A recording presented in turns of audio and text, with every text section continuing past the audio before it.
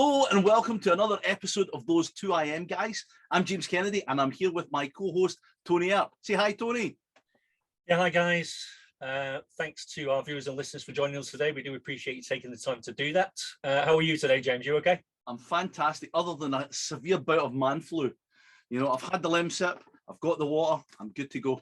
Yeah, as all our lady listeners can probably relate to in their relationships, you know, where men are concerned, we love our man flu at this time of the year, don't we? Yeah, it's like, you know, it's like a different strain that women get. You know, ours is 1,000 times worse. Oh yeah, I mean, it's totally incapacitating, James. And I'm sure every man viewing or listening to us today can relate, and women with us, yeah. are raising their brow everywhere around the world thinking, oh no, another sympathetic, whingy man moaning about the tiniest little thing again. Well, I'm sure my wife would agree with that, but I'm abstaining from commenting any further. Yeah. So today, Tony, we're going to be talking, it's going to be no interviews today. We're going to be having one of our chats, and it's going to be quite good because it's about a subject that we both are very passionate about, and it's product creation. Product creation is a really interesting subject for me because I love products. I love the fact that you can come up with an idea, and especially in this digital age where you can actually create something from the comfort of your own home and monetize it. Tony, let's chat more about it. Yeah, product creation. It's one of those subjects, James, that a lot of people find daunting because they don't know where to start. Did you hear me okay there? Yes, I did. Yeah, they don't know where to start. Yeah, I heard you there. No, sorry, I think you paused a little bit. That's why I was asking that question. Yeah, as I say, a lot of people find it a daunting subject, don't they? Because they just don't know where to start. You know, where the hell do I start how do I start creating a digital product? Yeah, I mean, a lot of what we're going to go through here, guys, is relevant to physical products as well, and we're never going to fully cover the entire product creation process in a 45 minutes to a 1 hour show. But what we are going to do today is go through, you know, all the key things you need to be doing if you decide that product creation is for you. Yeah. So, James, I would say the first step, and probably the obvious one, is to choose the right digital product. Yes. Well, if we're talking digital products, yes, you kind of want to make sure that it's going to be something that is going to, first of all, there's a market for it, you know, and I think this is something where a lot of people come into kind of product creation and they try to create a new market. And one of the kind of my favorite sayings are the pioneers. They're the guys with all the arrows in their back. You know, yeah. It's so true. Yeah, I mean, there's always space in the market for more than one product that does the same thing. If you take the autoresponders as an example, you know, you've not just got Aweber, you've got GetResponse, you've got SendLane, you've got probably a dozen or more top autoresponder companies out there that, you know, ultimately they all do the same thing, these products, James, but some of those companies have added different functionality into their products, or the pricing may be slightly different to encourage customers to go with them rather than one of their competitors. Yeah. And that's something that a lot of people don't think about. If there is a huge brand leader and their price is $30 a month, let's say, just for making life simple, you know, not everybody can afford to kind of go into their pocket and pull out $30 a month. So there's a marketplace for a lower price product, but also there's a marketplace for a higher price product as well, where there's a more bespoke support system where they will do a lot of the work for you. You've just got to find out where you are in the marketplace, what kind of development you can do, and then obviously price it accordingly to the audience that you're hoping to attract. Yeah, totally. And you'll find that with any product or service, James, really, won't you? Yeah, absolutely. You'll have a low price point, a medium price point, and a high price point, so that that there's a product or service, you know, in that market for every customer with every type of budget. Yeah. Yeah. So where we shop. Even just so we make this clear for our viewers and listeners, you don't have to come up with a brand new next best thing product creation idea, guys. Yeah. It can be something that's already out there that you can improve on, or not only can you improve on it, but you can offer it at a cheaper price point. Yeah. Absolutely. And we could go on all day, James, about, you know, examples of that and how that's happened in the past. Yeah. So I think what we've established is, you know, you need to validate your digital product idea. And you do that by doing thorough customer research, James, yeah? Yeah, market research is key. Yeah, totally. I mean, what with an idea and thought, that's great, that's brilliant. And then like, oh man, somebody's just done exactly what I was going to do. Waste of time. I mean, what's the good and what's the point in spending all your time creating something that nobody wants to buy? It's just a pointless exercise, isn't it? Yeah. That's why you've got to, pardon me, I've got a really croaky voice today, guys, so I do apologize. So, I mean, that's why you've got to create something that solves a problem for your audience at the end of the day, yeah? So we've gone through this process recently, James, haven't we, with a product we're creating. You've got to brainstorm ideas. Yeah, and we do often, and sometimes again, which is quite interesting, we don't always agree, but from not agreeing, sometimes you get to a better point than where we originally started, you know, because it's like, right, okay, I see where you're coming from. Oh no, I don't really get that. And now I understand where you're coming from. Yeah, and it makes a lot more sense. Yeah, and we can speak from personal experience. You know, we agree on a lot of stuff and we disagree on a lot of stuff as well. Yeah, and somewhere with some things, we find a happy medium, don't we? Yeah, we meet in the middle, and again, usually because sometimes, like if you've looked at something and maybe I've seen a kind of a flaw, or I've come up with an idea and you've seen a flaw, then we can right, okay, that makes a lot more sense. And yeah, it's great to have a partner in these kind of projects. Yeah, totally. And when you're brainstorming, you know, product creation ideas, you need to find your audience and solve the problem they have, basically. Because if you're not solving a problem, then the chances are no one's going to buy your product, James, because they don't need it, do they? No. Not unless you tell them it's super shiny and new, never done before. Well, the thing I would say is solve your own problems. Think about what you struggle with. It's one of the best things I've ever heard, actually. I've heard that mentioned in the past, but when you're having problems in your life with various different challenges, you know, I mean, if you think of the little kind of plastic ends on your shoelaces, you know, I mean, how much of a nightmare is it to put like that? Yeah, that guy must be a billionaire, or that lady, or whoever created that.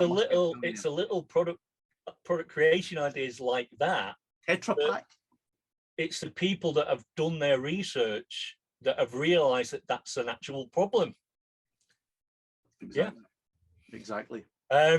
So yeah, you've got to test ideas. You know, do samples, offer freebies to those samples, get some feedback, because creating a digital product really is relatively easy once you've got the idea. Yeah, and another thing that a lot of people I find that when people are quite kind of cagey about giving stuff away for free, like, oh, don't get beta testers because they're people that could have bought it. But see, when I sell a bottle of water, there's a cost. Oh, that invisible bottle of water, gosh. But like, let's say this piece of plastic, this little kind of iPad holder. Yeah. There's an intrinsic cost to that. That costs money, right? So if I give that to you, that's cost me something. But all the research, all the work, all the place that I've put everything into a digital area doesn't cost me to give somebody access to that. You know, there's no cost to that because I can sell 1 million of them, you know, and that's something that a lot of people should really get into their head. There is no cost. Yeah, and the benefit of creating a digital product, of course, is that compared to other types of product creation, it's very low startup costs. It is, and I have got you can literally create a good digital product for hundreds of dollars. You know, obviously you can spend a lot more money depending on what type of product it is, but you can get into the market for a few $100s. Yeah. Compared to other types of products that you're spending tens, even hundreds of thousands of dollars on. Yeah.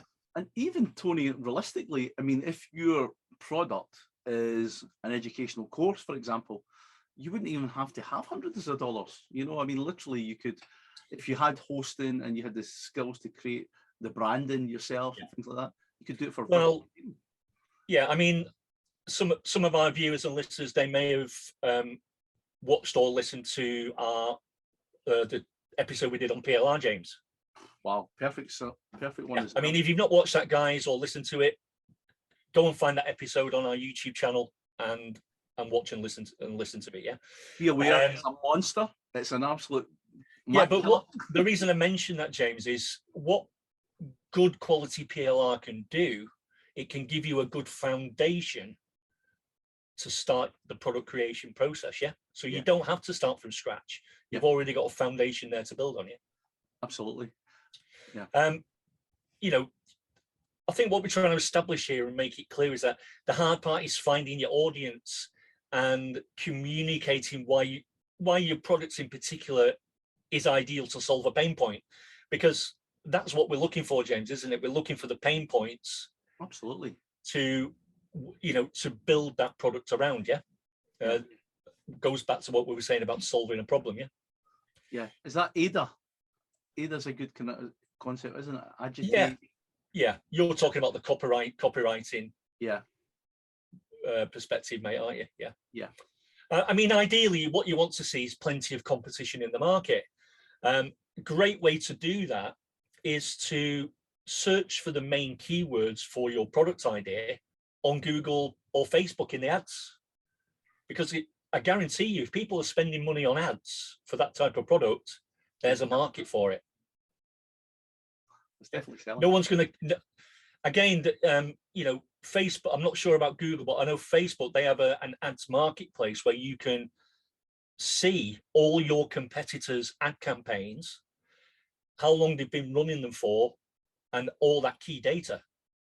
No, that's interesting. I didn't know that one. Yeah, you can. That's freely available to anybody. I think if you just search something like Facebook ads marketplace, you'll be able to get all that key data from there, James.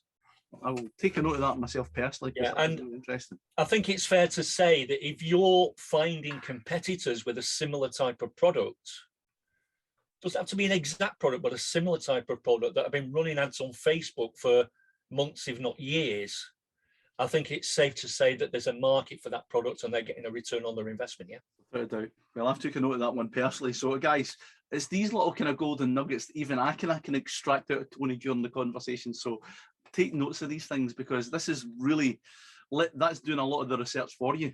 You know, that's really going to take a lot of the work with product creation, James, is done before you even start creating the product. Yeah, it's at least 50% of the work. It could even be more than that. I'm just giving you a guesstimate. Yeah. Yeah. Well, but at least half the work is doing all this research before you even start building the product. Yeah. Well, even, I mean, I've been speaking to a lot of kind of big affiliate marketers, and again, they put more value into the sales copy for the product, actually more than the product itself. And that sometimes absolutely astounds me. The fact that obviously the priority is not even the quality of the product, which I don't overly agree with, but but allegedly it's... I think those types of products and those type of vendors, they're only looking very short term, James. They're not looking at that product as being a long-term product, are they? No, they're not. It's a bit of a churn and burn process. Yeah. And let's not kid ourselves. The sales copy for any product is super important. Absolutely. But if you want a product that you can sell long term, so it's an evergreen product, and you can make money on for years and years and years to come, and improve the product over that time, you need to be making sure. And I've said this to you before, James, privately. You know, quality in the product is key. It all starts with a quality product. Yes, I agree with you. As I say, but it's quite kind of frightening, the fact that and again, we've spoke about it, some incredible products that have came to market, and because of their sales copy and their pages are not excellent. But let's be realistic about what happens in that situation, James. Yeah, the product may be rubbish. The sales copy, the video sales letter, and everything else might be great, and they sell that customer initially. But once the customer gets the opportunity to check the product out, what's going to happen? Refund. They're going to refund. Yeah. So for me, that is an absolute pointless process. I think so. I agree. But I'm just kind of showing you a different... No. But I totally agree with you that there is, and I would say the vast majority of product launches, the vendors are not looking beyond that launch for that product. Yeah. Where opposed to when we look at a product, we're looking yeah, at our mindset is different. Our mindset is that the launch is the beginning of the product, not the end of the product. without a doubt. And really, and I would, again, for the benefit of our viewers and listeners, I would say whatever you are thinking of buying, guys, you know, to use on a personal level or in your business or your client's business, make sure you do your due diligence. And if the product isn't as stated, refund it. Otherwise, you're just encouraging these vendors to continue doing what they're doing. And this is your hard-earned cash at the end of the day we're talking about. Without a doubt, without a doubt.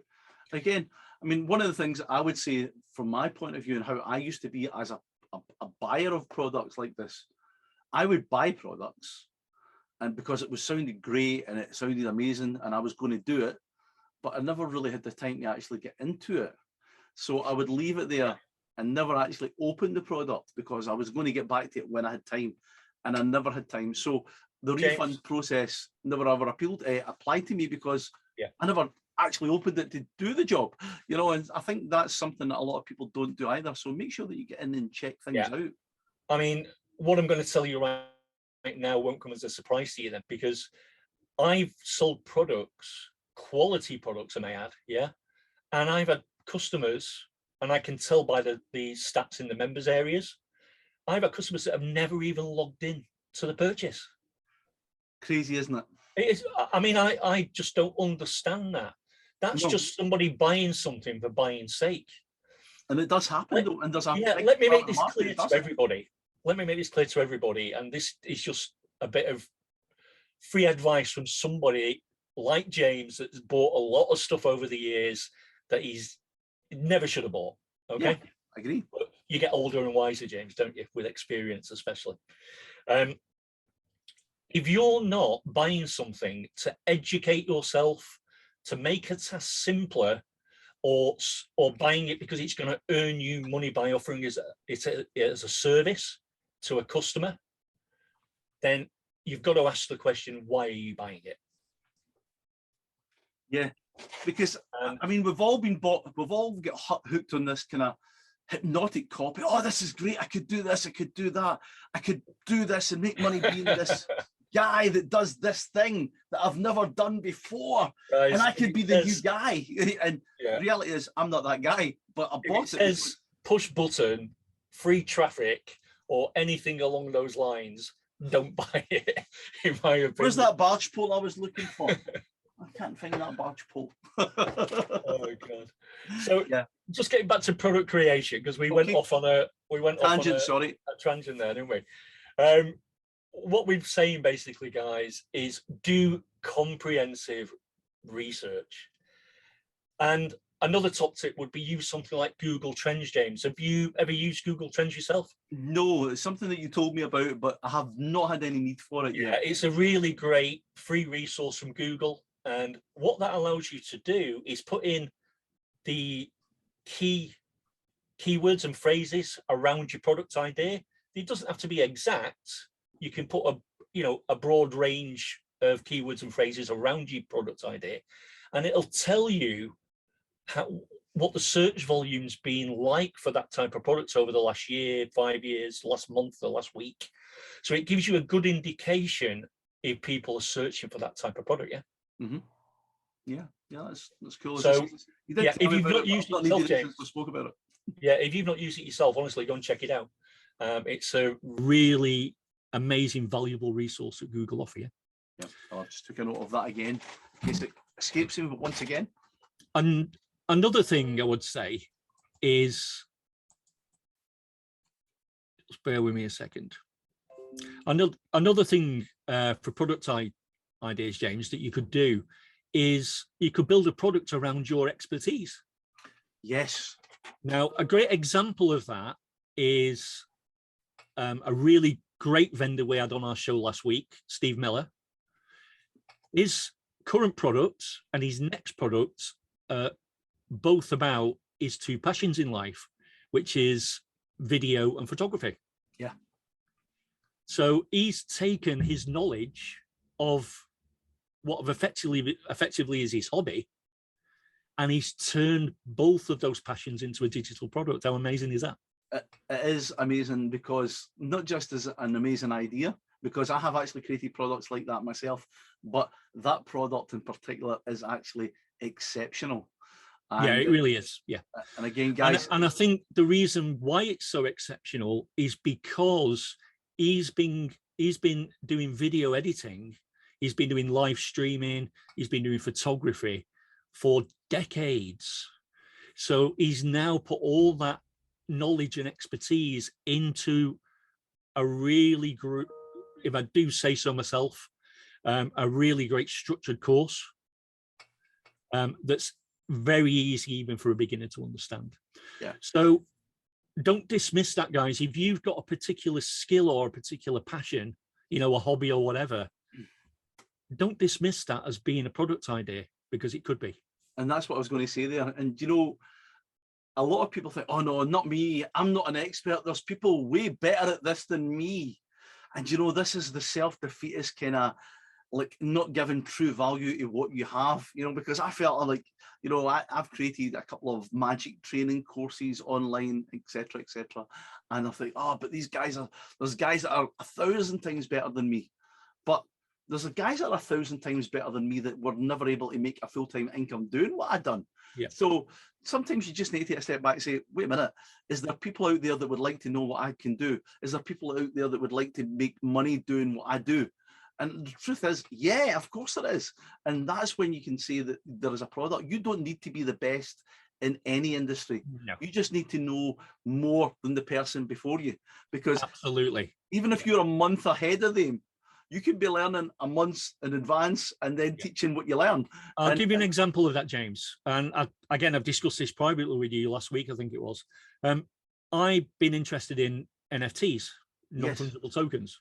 Yes. And I knew absolutely nothing about NFTs, but I've got a friend that's an artist. And we decided to sort of join up. And he puts his artistic skills into play and I put my marketing skills into play. And we do a joint venture on NFTs. But as I say, I knew nothing about NFTs. So I spent some money on a highly rated course on Udemy on NFTs. I watched the entire course over a full weekend, because that's the sort of person I am. I'd rather absorb into it straight away and take on board all the content in one go, or, you know, or over a day or a couple of days, as I did.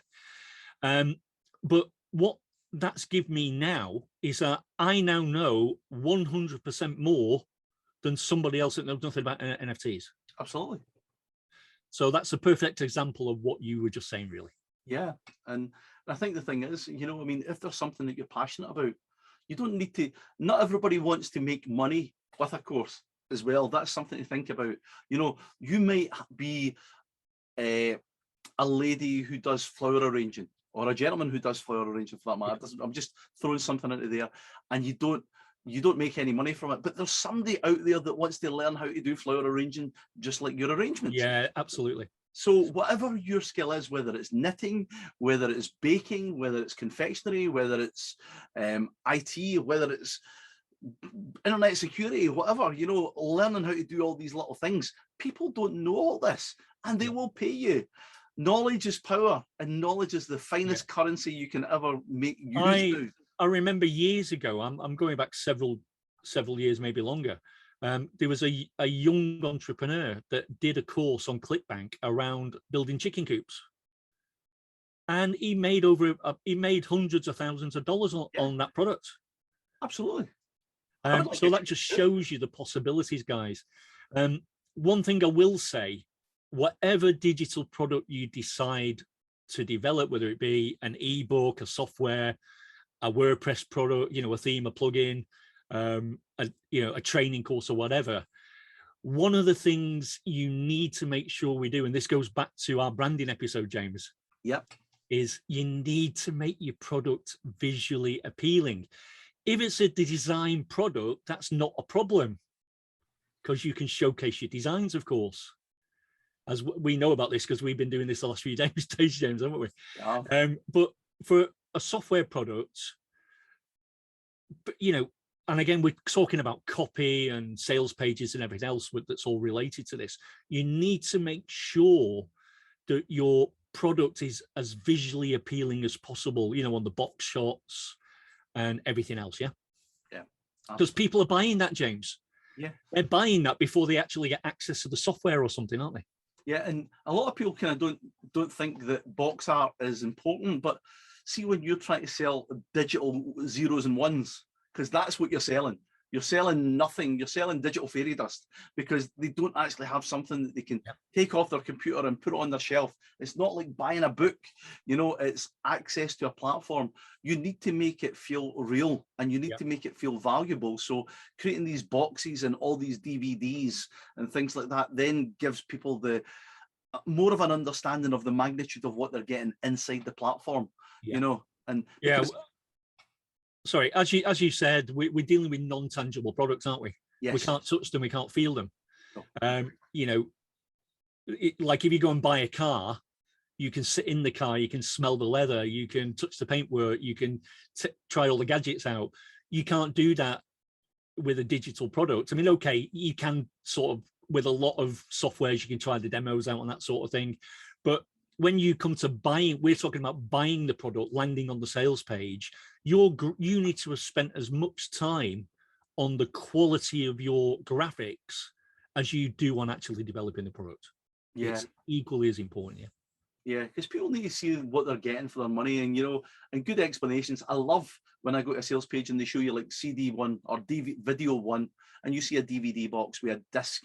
Although nobody uses DVD players anymore, but you still get the feel for it's a video. James, let's be honest here, all right? If you or I land on a sales page for any digital product and the graphics are shoddy, what do we instantly think with the knowledge we've got? The product shoddy. Yeah. Yeah. If the vendor hasn't taken the time to create quality graphics for the sales page, what shortcuts have they taken in the product creation? Yeah. And that's another thing, guys. Do not take shortcuts. No. And the other thing, just going back to what you said 5 minutes ago, which I got sidetracked and I meant to mention it at the time. You mentioned about selling the product, making money. Yeah. Forget that, guys. Forget about money. If your sole driving force is making money from your digital products, you're going to fail. Rather than that, focus on developing a quality product that solves a problem that there's an audience for. Do all that research, put 100% into the product creation, and it will sell. You will earn the money later on. With the caveat being, obviously, make sure that you've done your market research first, and there is an audience. Yeah, I mean, as we've already established during this conversation, James, that's given, imperative. Yeah, it's a given. You've got to do that. Yeah. Yeah. But the other thing I would do is, you've got to test the market, guys. Do samples of your product rather than spending a fortune on the full product. Do a sample. Do a diluted version of it that you can, set up a waiting list for, offer as a freebie, build content around to start building your audience. Give it to them for free so you can start getting that feedback. James, how valuable is that feedback? We know from personal experience. It's huge. It's huge because, obviously our project, we're still keeping it under our hat at the moment. But yeah, we will discuss this in a future episode because we're very close to being able to do that, aren't we? Yeah, very, very close. But again, we've actually given samples to our kind of private group, and they're blown away by it, and that's great because anybody that sees it loves it. So let's get it to the marketplace soon and we'll see how that reflects. But I think what we've also done, James, which is even more valuable to us, is they've given us some really good constructive feedback. Yeah. Which has allowed us to make a couple of tweaks to the product to take it from being good to being great. Absolutely. Absolutely. So yeah, start building that audience, guys, around create free content or create content rather around that subject, around your product idea. You can either sort of, get yourself on podcasts, run a small paid ad promotion to your sample via a landing page, you know, get people on your email list, look at partnering with some influencers, which is all free to do, you know, offer free samples to their audience. There's lots of great stuff you can do before you actually go full all in and launch the product to test the market, James, isn't it? Absolutely, absolutely. And the thing is as well, if you don't have the certain skills, there is people that you can hire to do certain things for you. So don't feel that because you're not good at graphic design, you can't do it, or that holds you back. Just find a few extra dollars to get someone to do these things for you. Yeah. Don't let anything or anybody hold you back. If there's a way around about it, take that opportunity, you know. And if it means that you're going to have to partner with somebody saying, listen, I've got this great idea, I've got all this in place, but I need the sales page, I need the graphics, I need this, can you do that? No. Would you like to partner with me and pay for that? And I will give you a percentage of the business. So always of a percentage of this product launch, you know. There's always a way around about it, guys. Don't ever feel that just because you're kind of bet at the first hurdle, that's it, game over. Just say, right, okay, take a step back for that hurdle. Right, what other opportunities have I got? Who can I contact? Who do I know that's got money? Who do I know that's got skills? Who do I know that just knows people? You know, and before you know it, you're going to have the answers. It's not, don't, and another, again, this is a great way to word something. Don't ever say, who do you know that does this? Or more to the point, do you know anybody that does this? That's a closed question. No. Everybody will always say no. But see, when you word it the way I said, who do you know that does this? It's like, that's not a yes or no question. That makes their brain work. It's like, actually, who do I know? I don't know. I don't know. I know Tony does this. I don't know if he does that, but I know he'll know somebody. Yeah. And that's ask open questions, James. Yeah. Open questions, yeah. But kind of thought-provoking ones that actually make them think, you know. Just so the guys know, you've got open questions and closed questions. Closed questions are the ones that James was talking about, where yes, no, you can only give a yes or no answer. Yeah, so guys, like I say, there's plenty of ways that you can build an audience up from a sample before you go all in, spending lots of money, doing a full launch. Test the market first. Once you've built that audience, you know, collect some feedback. It's really valuable. Incorporate that feedback and tweak your product to take it from good to great. Yeah, absolutely. And as James just said, there's nothing wrong with targeting and involving strategic launch partners. Reach out to people. There's no shame in doing that. Nobody's good at everything.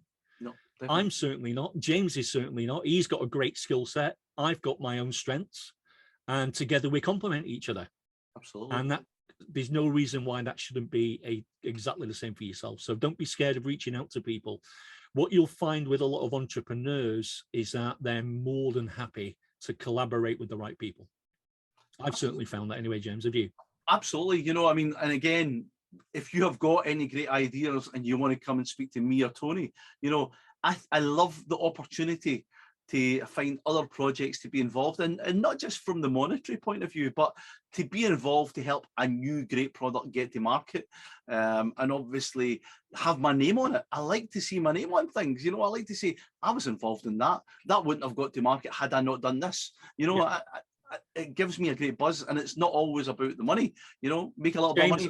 I'll put it out there now for our viewers and listeners, guys. If you're, you know, fairly, you know, you don't even need to be new to the industry, but if you're somebody that's interested in creating digital products and you think you've got a really good idea, then reach out to me and James. We're more than happy to have a chat with you about it. You know, comment below the video. We'd love to hear your comments anyway. We'll certainly respond to any questions you may have about product creation or anything else. But yeah, if you think you've got a really good idea and you'd like to discuss it with us on a personal level, then reach out to us. You know, comment below the video and we'll set something up.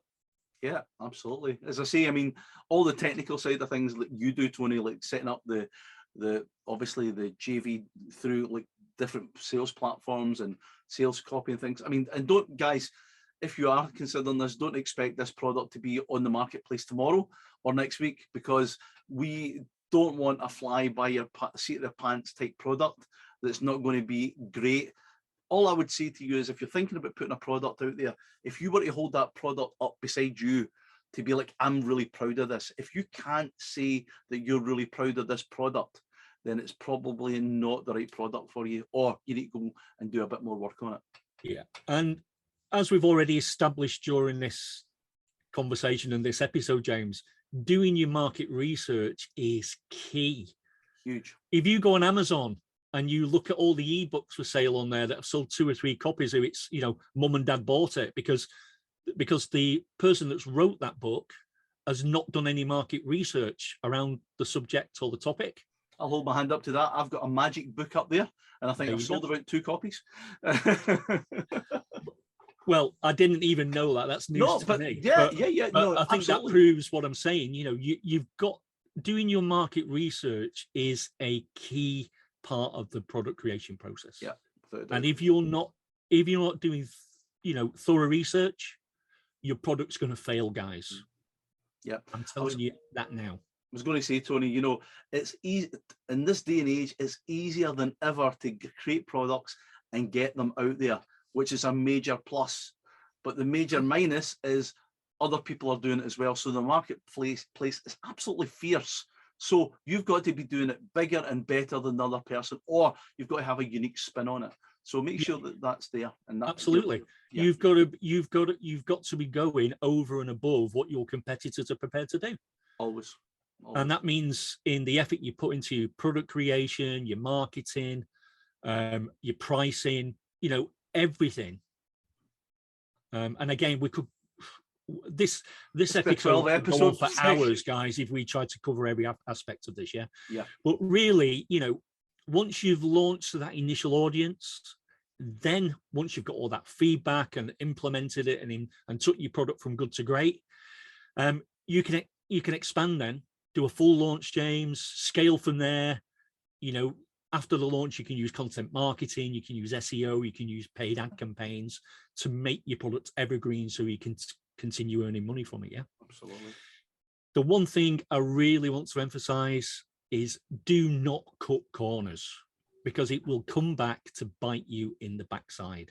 Yeah, for sure. Everybody can be in such a rush to get that product out. And we've been tempted recently, James, haven't we? And I've had to hold you back, to be fair. You've had to hold me back because I've got a bit more, a few years on you. So I've got a bit of that extra maturity. And, you know, I think with our particular product, if you had your way, that would have been launched a month ago. 2 months ago. 2 months ago. Yeah. And that's not a criticism. That's just because you're passionate. And I get that. I just know that once people get this in their hands, it's going to blow them away, and that's why. But when we've chatted about this, and I've explained the reasons why we it makes perfect take sense. our time, you understand why I've, you know, advised that. Yeah, Tony, I'm looking at the watch now, and it's ticking down. We're getting closer. Okay, right. So let's just wrap up here, guys. So ultimately, there's only 4 things you need really to sell products, isn't there? There's an audience. We've already established that. You can build that during your testing. The product itself, of course. Then you need a way to take payment, James. Yeah. And if you're using an affiliate platform, that's already taken care of. You just need to hook up your PayPal or your Stripe, etc. And you need a way to deliver the product. So because it's digital, that's easy. It can be an instant download or via a members area or whatever. So once you've done your launch, once you're doing your main launch, you've heard this before, James, launch fast but imperfectly. Yeah. Or imperfectly, however you want to pronounce it. Yeah. Imperfect action. Yeah. Get some initial sales, guys. You know, you're never going to get it perfect. You'll get it as good as it can be by getting that initial feedback and taking it from good to great. But trust me, you're going to get, after you've made some initial sales, you're still going to get other feedback that you didn't even dream of. And it'll be all useful, constructive feedback that you can make your product even greater then. And, you can have that right attitude as well, Tony. You know, and have the right attitude when you get constructive feedback. It's a blessing. It's a gift. Don't think, oh, this person's, what does this person know? You know, if that person is one person, okay, it's your opinion against theirs.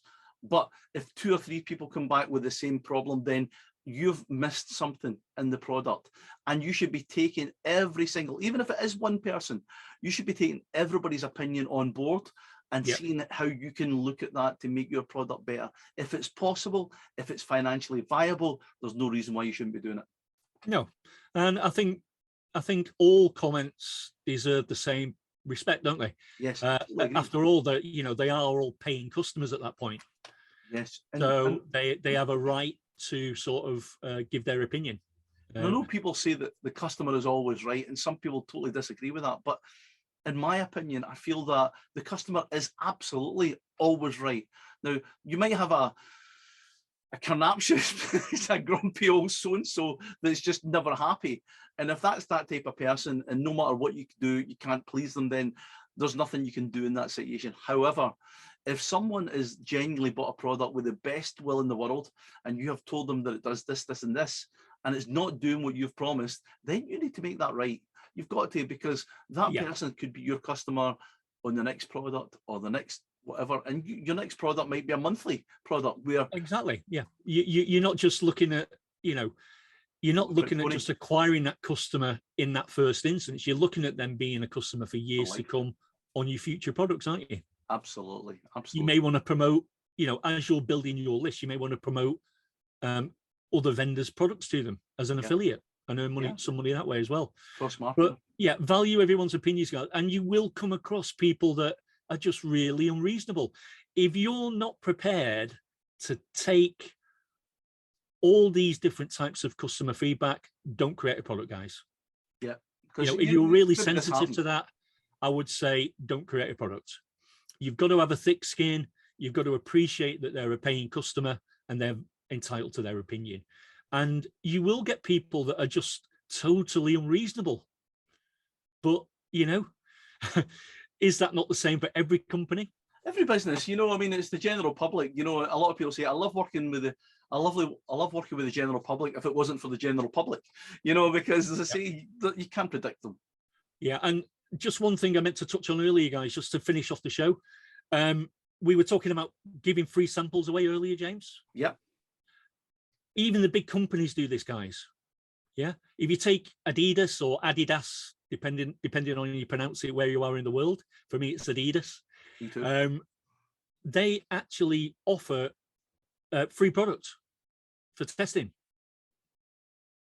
How do we get those, Tony?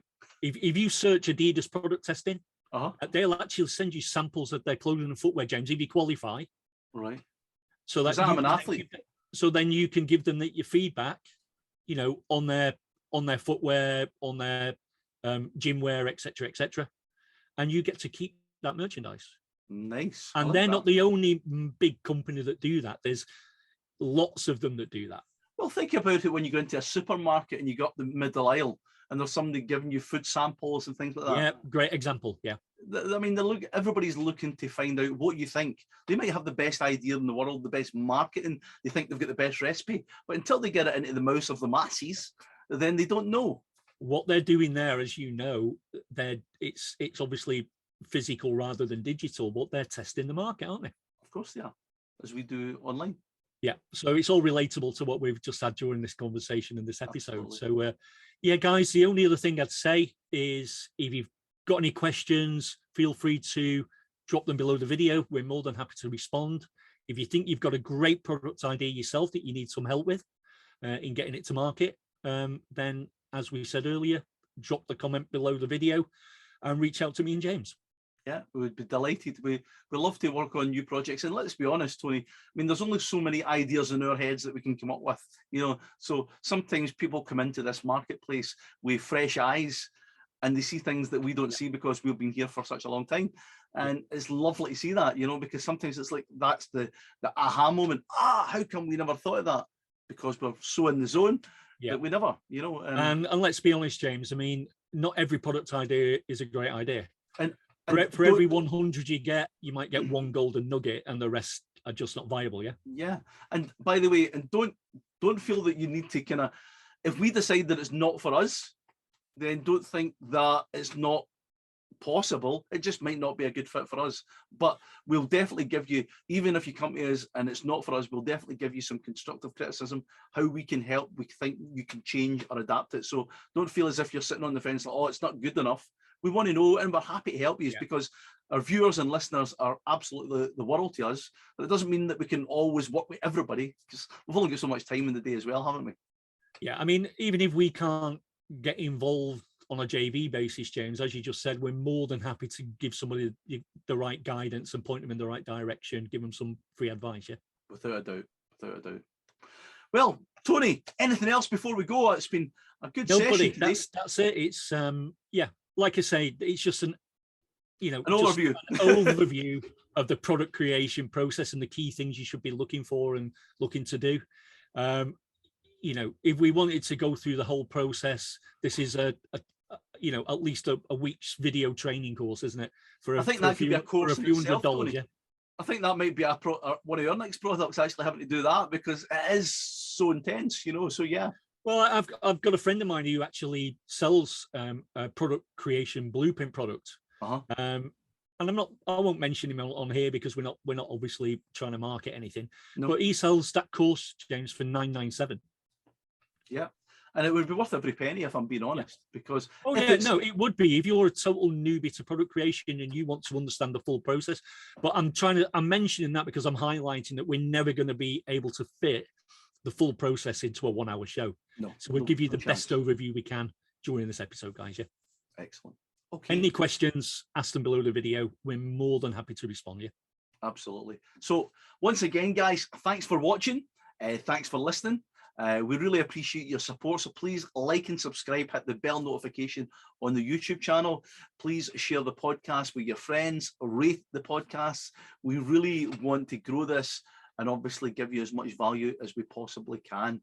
So on behalf of myself, on behalf of Tony, thank you so much for watching and listening to another episode of Those Two IM Guys. See you later, guys. Bye. Yeah, thanks, guys. Bye. Bye.